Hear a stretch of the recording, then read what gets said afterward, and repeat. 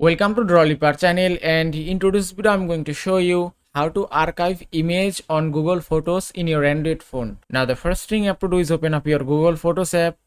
After open the photos, just select image that you want to archive. If I select it, just touch and hold it and then select the images. And at the bottom you can find some option. If you swipe right, then you can get move to archive option. Then just tap here, then just tap on done, and it's done. Now the images has been moved to archive list successfully. Now if you want to find your archived images, just tap on collections and then tap on archive, and that's it. On the archive list you can find here all the archived images. If you want to unarchive these images, just touch and hold it and then select your images again, then tap on three dots at the top right corner of your screen, then tap on unarchive, and that's it. Here it is. And that is how you can archive images on Google Photos in your Android phone. I hope this video was helpful. If it was, please give it a thumbs up and don't forget to subscribe.